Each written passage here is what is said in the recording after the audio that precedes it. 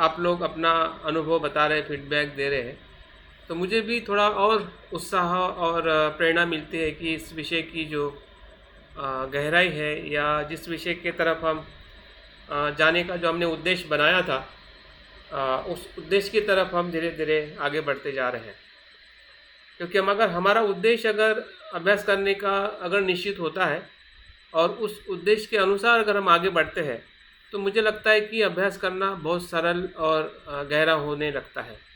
कभी कभी हम अभ्यास करते हैं लेकिन हमारा उद्देश्य नहीं होता है कि हम क्यों पढ़ना चाहते हैं, और क्यों पढ़ना चाहते हैं और क्या बातें उससे हम सीखना चाहते हैं, ऐसे कौन से तत्व है जिसको मुझे जानना है, उस किताबों के माध्यम से, उस विषय के माध्यम से। तो वैसा उद्देश्य नहीं बनाने की वजह से क्या होता है कि हमारा पढ़ना सिर्फ एक इंजॉयबल होता है, आनंद के लिए या थोड़ी प्रीति मिल जाती है। तो आनंद और प्रीति के लिए हम अक्सर अभ्यास को पढ़ते हैं, धम्मों को भी सुनते हैं, और अच्छा है, बाकी भौतिक जीवन की प्रीति और आनंद से हम किताबों से या धर्म से हमें आनंद प्रीति मिलती है। लेकिन आनंद प्रीति तक बौद्ध धर्म की शुरुआत है, अंत नहीं है।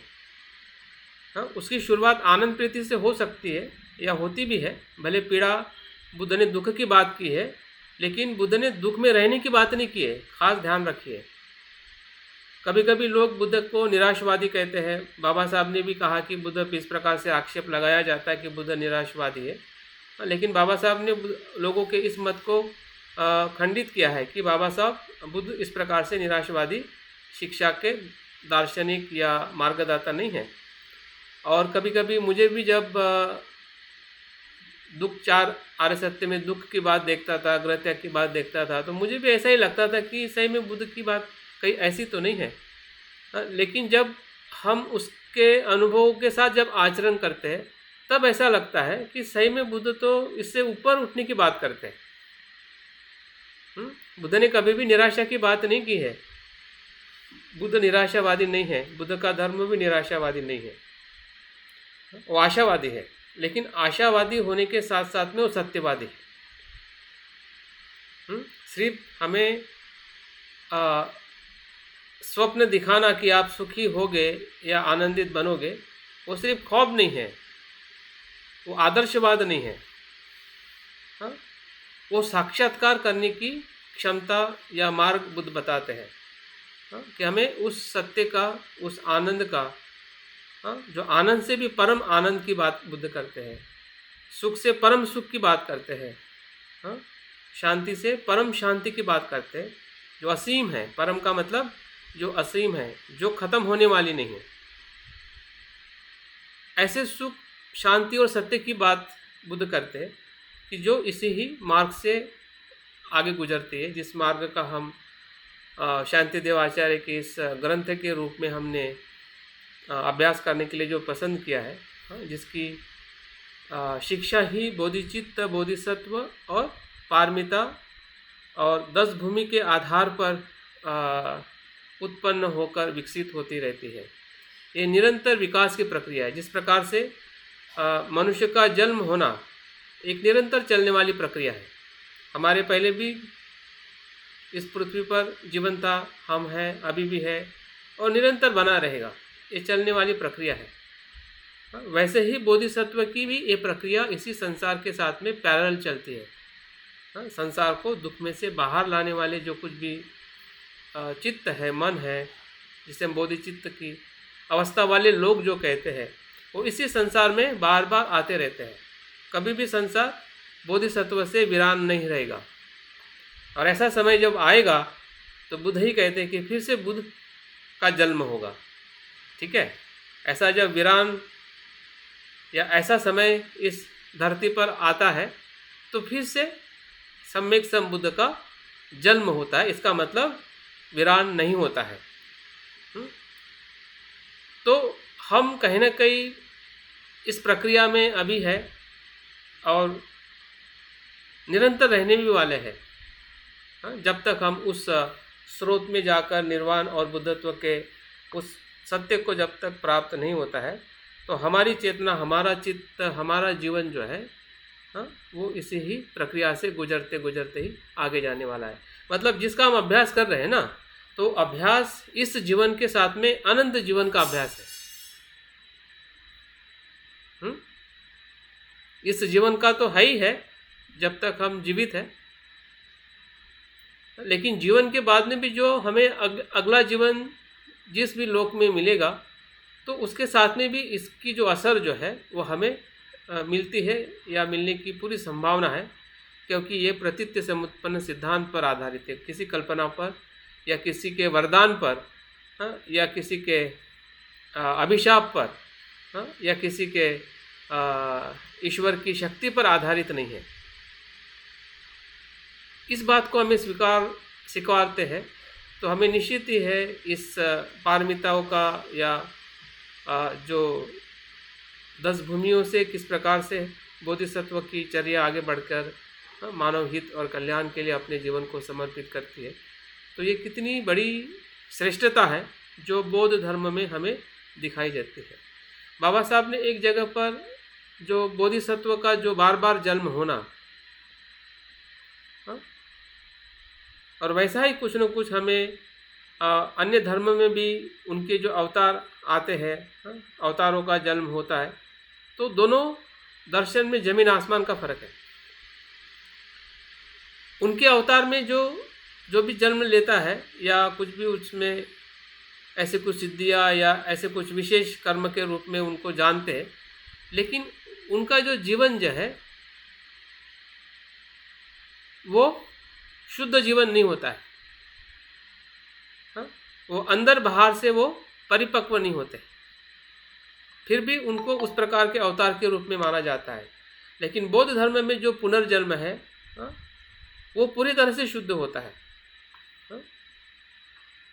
वो पूरी तरह से कुशल होता है। अगर कोई महापुरुष अगर जन्म लेता है बौद्ध धर्म में, तो वो पूरी तरह से कुशल होता है, उनके गुणों में कुशल होता है, उनके कार्य में कुशल होता है, उनके पूरे अस्तित्व में कुशल होता है, कभी भी अकुशल कर्म नहीं करता है, जिसको हम महापुरुष या बोधिसत्व कहते हैं। लेकिन बाकी धर्म में जो भी अवतारवाद है, पुनर्जन्म है, वो उनके लिए चलता है। भले वो कहने के लिए अच्छा कहे, लेकिन बुरा करे तब भी चलेगा, क्योंकि वो ईश्वर का अवतार है।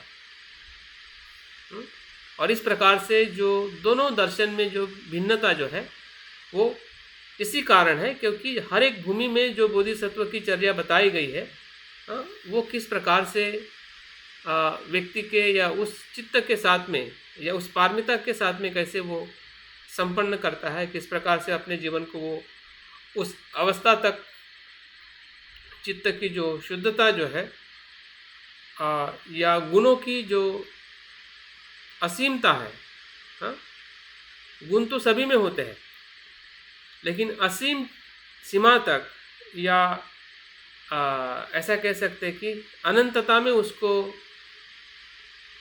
विकसित करने वाली जो कला है या विकसित करने वाला जो मार्ग है, वही बोधिसत्व के स्वरूप में हम देख पाते हैं, और वही मार्ग हमारे लिए बुद्धत्व तक ले जा सकता है। तो इस प्रकार से हमने अभी तक 8 भूमियों को हमने देखा है, और आज हम 9वीं और 10वीं भूमि देखकर आगे का जो हमारा प्रकरण है बोधिचर्या अवतार के अनुसार उसको हम आगे अभ्यास करने वाले हैं। तो 9वीं भूमि का नाम जो है साधुमती। ये जो साधु और संत की जो परंपरा हम देखते हैं वो कहीं ना कहीं इसी भूमि के आसपास से गुजरते हुए संत परंपराओं का विकास हुआ है। क्योंकि जो भी संत परंपरा है वो महायान परंपरा के बाद में विकसित हुए जो सिद्ध है, सिद्ध पुरुष है, या वज्रयान के जो गुरु रहे हैं, तो उसी के ही अनुभव से या उन्हीं के ही मार्गदर्शन से सभी बाकी संतों का विकास हमें होते हुए दिखाई देता है। तो साधुमती इस प्रकार की भूमि है जिसमें 4 प्रति संविद मतलब विशेष ज्ञान होता है। 4 प्रकार का इस भूमि में बोधिसत्व को ज्ञान होता है या उनको बल प्राप्त होता है। वो कौन से 4 प्रकार के ज्ञान है? वो है धर्म प्रति संविद, अर्थ प्रति संविद, निवृत्ति प्रति संविद एवं प्रतिभान प्रति संविद। इस भूमि में बोधिसत्व इन्हें 4 प्रति संविदे में प्रवीण प्रवीण का मतलब होता है साधु, पारंगत होना, जिसे हम डॉक्टर कहते हैं, है ना। साधु का मतलब यहाँ पे पारंगत और कर्मण्य, कर्म में वो संपूर्ण हुए हैं, सफल हुए हैं, जो उनका कर्म करना था उस ऊंचाई तक प्राप्त किए हैं, हो जाता है, इसलिए ये भूमि साधु मति कहलाती है। और इन चारों शब्दों का जो ज्ञान जो है, जो ऊपर बताया गया है, उसके एक एक शब्द में इसमें बताया गया है कि धर्म प्रतिसंवित के द्वारा, मतलब उसका अर्थ क्या है? उसका अर्थ है कि इसके द्वारा वह धर्मों के स्वलक्षण को जानता है। प्रतिसंवित मतलब धर्म के भीतर जो है, आंतरिक जो है, उस गुणों को जानना। धर्म का स्वलक्षण क्या है? धर्म का स्वलक्षण अनात्म, अनित्य और शून्य है। धर्म का स्वलक्षण क्या है? कि वो स्वयं में स्वतंत्र नहीं है, वो उसका लक्षण है। वो धर्म का अस्तित्व स्वयं में स्वतंत्र नहीं है, इसका मतलब वो शून्य है, अनात्म है। अनात्म के या शून्यता को दर्शाने के लिए ही स्वलक्षण के अर्थ से उसको हम जान सकते कि उसका स्वयं का जो स्वभाव जो है, उसको जानना कि वो अस्तित्व के भीतर उसका अस्तित्व नहीं है। अभी इसको कैसे हम जानेंगे कि अस्तित्व के भीतर अस्तित्व नहीं है? बहुत सीधी सी बात है। जैसे कि हम शरीर को मानते हैं कि शरीर है, लेकिन शरीर को जब हम भीतर ढूंढते हैं तो पूरे शरीर में शरीर नहीं मिलता है। तो शरीर का स्वभाव क्या हो गया? स्वलक्षण, वो अनात्म है। आप हर चीज के साथ में आप देख सकते हैं कि जो भी वस्तुओं का जो धर्म है, उसका भीतरी स्वभाव क्या है। फिर हमारा शरीर हो सकता है, वेदना हो सकती है, चित्त हो सकता है, विचार कल्पना हो सकती है, हमारे संबंध हो सकते हैं, या विश्व में जो कुछ भी अस्तित्व है, वस्तु मात्रा है, इसका धर्म जो है स्वलक्षण में अनित्य और अनात्म है। इसको जानना ही धर्म की प्रति संवित ज्ञान है, जो हम अक्सर चिंतन के माध्यम से हम उसे जानने का प्रयास कर रहे हैं। तो कहीं ना कहीं हम इस बोध के साथ धम्म जीवन की तरफ हम देख रहे हैं कि हम अपने जीवन को किस प्रकार से देख रहे हैं। दूसरा जो अर्थ जो है, अर्थ प्रतिसंवित के द्वारा धर्म के विभाग को जाना जाता है। पहले तो स्वलक्षण को जानना है और फिर उसके अलग अलग विभाग क्या है। जैसे कि अगर हम वेदना को स्वलक्षण में अनात्म देखते हैं, तो वेदना के जो प्रकार जो है, कि वो सुखद है, दुखद है, अदुखद असुखद है, शारीरिक है, मानसिक है, मतलब धर्म के जो विभिन्न विभाग है। जैसे कि चित्त है, चित्त का स्वलक्षण क्या है? अनात्म है। लेकिन चित्त के अंदर जो विभाजन किया गया है, ये कुशल चित्त है या कुशल चित्त है, कुशल चित्त के ये विभाग है, अकुशल चित्त के ये विभाग है, रूप लोक के चित्त के विभाग है, अरूप लोक चित्त के विभाग है। मतलब उसके विभाजन को भी भली भांति जानता है। और जब हम विभाजन को जानते हैं तो हम सत्य को भी जानने लगते हैं। हमें सत्य का दर्शन होता है जब हम वस्तुओं को विभाजित करते हैं। जैसे कि शरीर को आप विभाजन करते करते करते करते देखोगे तो शरीर के प्रति जो आसक्ति जो है वो छूट जाती है, क्योंकि विभाजन करते हुए हमें बोध हो जाता है कि शरीर है, लेकिन शरीर में ऐसा मैं, मेरा या नित्य ऐसा कोई धर्म नहीं है। मतलब ये दोनों एक दूसरे पे आधारित है। जिसका हमें सत्य का साक्षात्कार होता है तो वो तभी होता है कि जब उस वस्तु मात्रा को हम विभाजित करते हुए देखते हैं। और इसलिए बौद्ध धर्म में एक शब्द का थेरवाद परंपरा में इस्तेमाल किया जाता था, जब अशोक तीसरी बौद्ध महासंगति में विभाज्यवादी कहा जाता था। विभाज्यवादी जो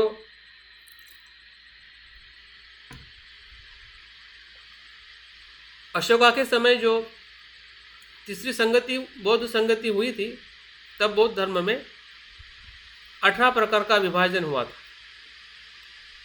और मोगलीपुत्र तीस जो अध्यक्ष थे, उन्होंने बुद्ध के उस पद्धति को अपनाया और बाकी जितने भी 17 प्रकार के जो शाखाएं थी, उसको इसी ही विधि के माध्यम से जाना कि ऐसा जो बौद्ध शाखा है, दर्शन है, जो विभाज्यवादी को नहीं मानते थे, उसको बाहर निकाला गया कि ये बुद्ध का दर्शन नहीं है। और जो जो दर्शन बुद्ध के उस विभाज्यवादी देखने के दृष्टिकोण को या दर्शन को स्वीकार करने वाले मिले या फिर उनको उसी प्रकार से देखने वाले मिले, उसी लोगों को बुद्ध की मूल शिक्षा के रूप में, जिसे हम स्थविरवाद बौद्ध धर्म के रूप में जो अशोका के समय जो शुद्धिकरण करने की जो प्रक्रिया चली है, तो ये यही विधि है, विभाजन करने की विधि, धर्म को विभाजित करते हुए देखना। बुद्ध ने विघटन जिसे हम कहते हैं, जैसे जैसे विघटन करते हैं हम सत्यता के भीतर जाते हैं।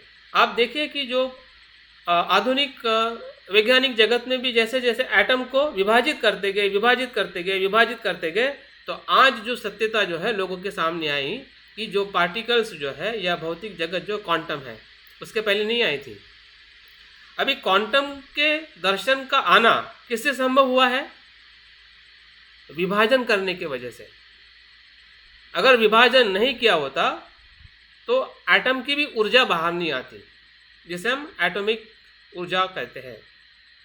हाँ, नहीं आई थी। 17वीं सेंचुरी तक साइंटिस्ट ने उसको नित्य माना था कि ये अंतिम घटक है कि इसको ब्रेक नहीं किया जाता है, जिसको अणु कहा जाता था। लेकिन जब आइंस्टाइन ने उसको ब्रेक किया, तब पता चला कि इसमें तो बहुत सारी ऊर्जा, बहुत सारे पार्टिकल्स है, इलेक्ट्रॉन, प्रोटॉन, न्यूट्रॉन्स है। तो उसी प्रकार से जो भी अस्तित्व जो है, अस्तित्व का मतलब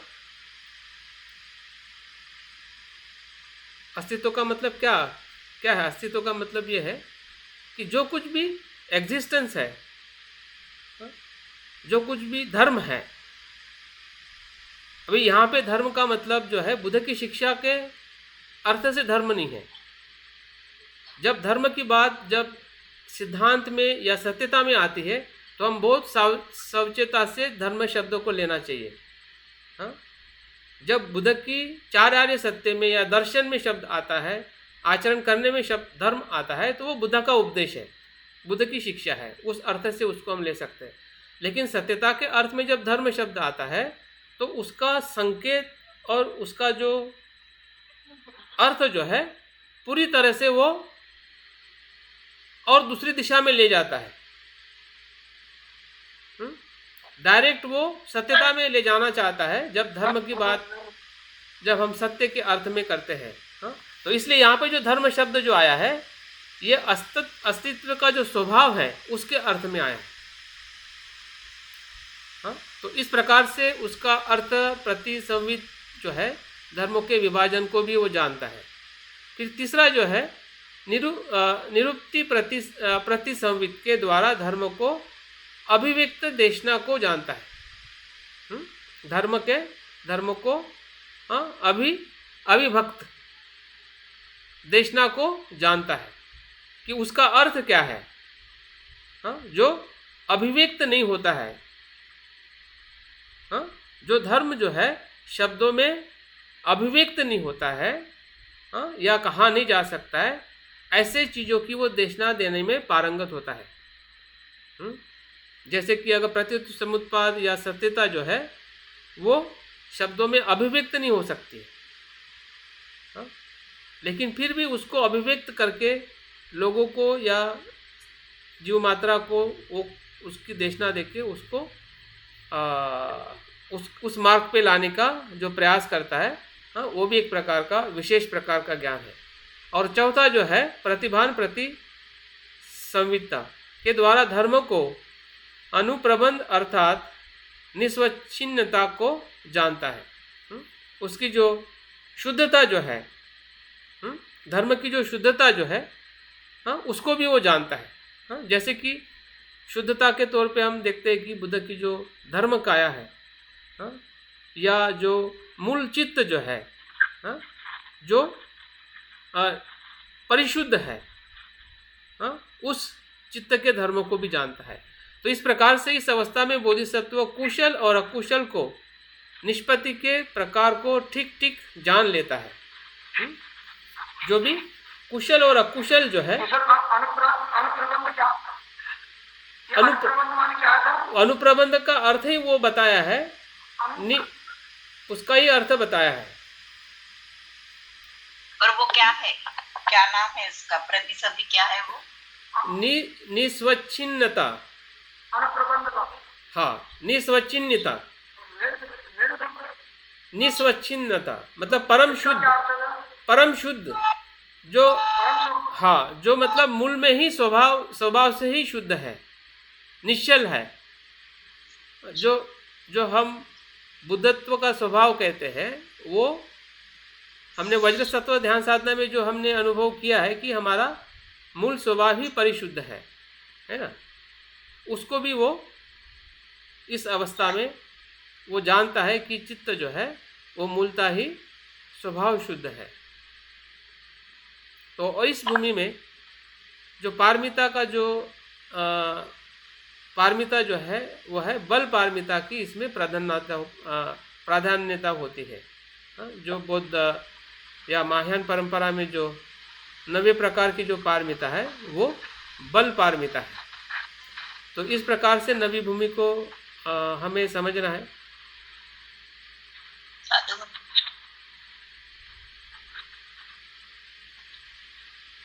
और 10वीं जो भूमि है उसको धर्म मेगा भूमि कहा जाता है।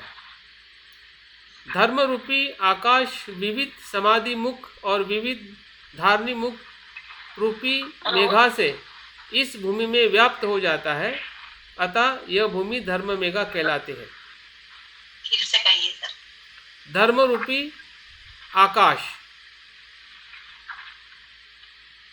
विविध समाधि मुख और विविध धारणी मुख रूपी मेघों से, हाँ, इस भूमि में व्याप्त हो जाते हैं। धारणी मुख और समाधि मुख, धारणी और समाधि मुख इस धर्मरूपी आकाश में क्या हो जाती है, व्याप्त हो जाती है। हाँ? मतलब समाधि का जो सुख है या उसका जो अस्तित्व जो है, हाँ? और धारणी का मतलब है धारण कर लेना, समाधि का मतलब है कि उस अवस्था में प्रवेश कर लेना।